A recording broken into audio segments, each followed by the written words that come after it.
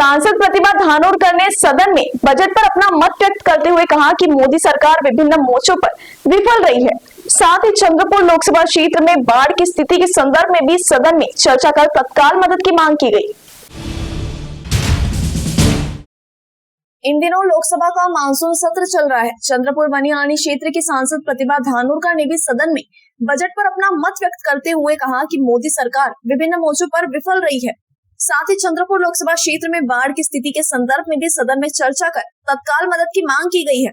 अपने भाषण के दौरान सांसद धानोरकर ने इस बात पर भी अफसोस जताया कि बजट में महाराष्ट्र के साथ खराब व्यवहार किया गया। उन्होंने यह भी कहा कि सरकार किसानों की आत्महत्या रोकने में विफल रही है। सदन में यह भी मांग की गई कि 2005 के बाद सेवा में आए सरकारी कर्मचारियों के लिए पुरानी पेंशन योजना लागू की जाए, किसानों की फसल सुनिश्चित करने के प्रयास किए जाए, प्रधानमंत्री फसल बीमा योजना की राशि तुरंत मिलनी चाहिए। केंद्र सरकार ने किसानों की मांग को लेकर सदन में चर्चा की मांग की। सांसद प्रतिभा धानोरकर ने किसानों के बीज और सामग्री पर लगाए गए जीएसटी को भी गलत बताया। सांसद प्रतिभा धानोरकर ने यह भी मांग की कि जातिवार जनगणना होनी चाहिए। केंद्र सरकार महाराष्ट्र में आरक्षण की समस्या का समाधान करे।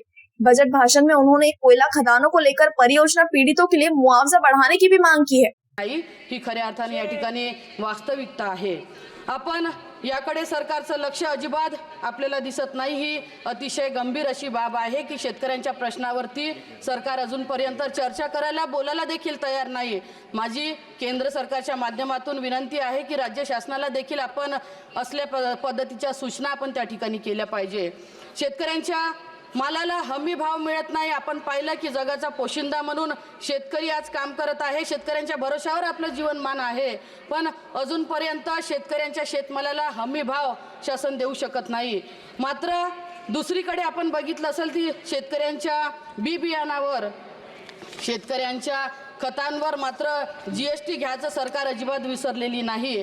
खरंच ही लज्जास्पद बाब या ठिकाणी आपल्याला दिसत आहे। अध्यक्ष महोदय, आता आपण एकीकडे बघितलं असेल पावसाळा आहे, सगळीकडे पूर परिस्थिती आहे। माझ्या मतदारसंघात देखील अनेक गावात तलाव फुटीचे प्रकार झाले, त्यातल्या त्यात चिचपली आणि पिंपळखुट सारख्या गावात पूर्ण घर पाण्याखाली आहे। अशा वेळेस देखील शासन म्हणून आपली जबाबदारी स्वीकारत असताना कुठलीही मदत अशा लोकांपर्यंत आपल्या माध्यमातून पोहोचलेली नाही।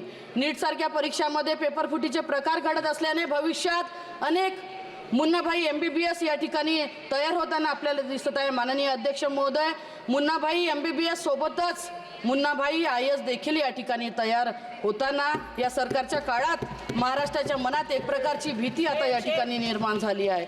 अध्यक्ष महोदय, जुन्या पेन्शनचा अतिशय महत्त्वाचा विषय हा राज्यात होता।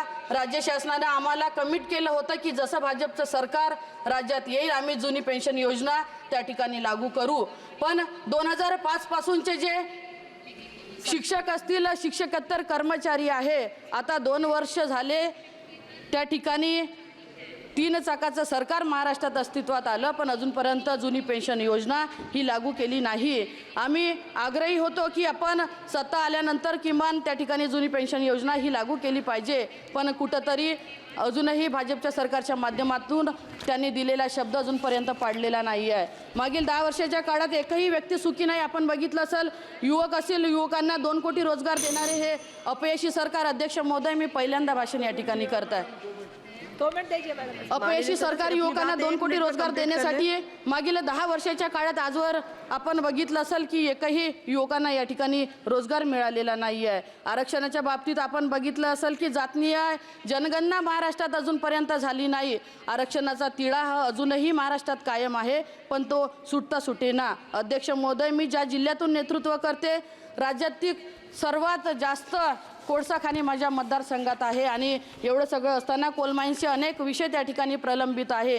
ज्या शेतकऱ्यांनी जमिनी आपल्या कोल माइन्ससाठी दिल्या, अजूनपर्यंत पाहिजे त्याचा योग्य मोबदला लोकांना त्या ठिकाणी मिळत नाही आहे। आणि हे सगळं असताना आपण पाहिलं की देशांच्या महिलांवर होणारे अत्याचार यावर सरकार एकही शब्द बोलायला तयार नाही आहे। खोटं बोलावं पण रेटून बोलावं ही सरकारची जी भावना आहे ते अतिशय चुकीची आहे। या ठिकाणी आपण मणिपूरचा विषय जर घेतला तर ज्या सैनिकांनी देशांची सेवा केली, देशाच्या सेवा करत असताना त्यांनी आपलं अख्खं आयुष्य घालवलं, त्या अधिकाऱ्यांना देखील या ठिकाणी स्टेटमेंट केलं की मी स्वतःच्या, मॅडम 2च मिनिटं फक्त, की मी स्वतःच्या पत्नीची देखील अब्रू त्या ठिकाणी वाचवू शकलो नाही, मग मी देशासाठी केलेली सेवा ही माझी कुठल्या कामाची? अध्यक्ष महोदय, मी फार जास्त न बोलता मी फक्त पहिल्यांदा या ठिकाणी भाषण करत आहे. अध्यक्ष महोदय, मी ज्या पक्षाशी या ठिकाणी बांधिलकी आहो, मी स्वतःला भाग्यवान समजतो की आम्ही काँग्रेस पक्षाशी आदरणीय आमच्या मॅडम असतील, आदरणीय राहुलजी असतील, त्यांच्या पावलावर पाऊल ठेवून आम्ही या ठिकाणी काम करत आहोत.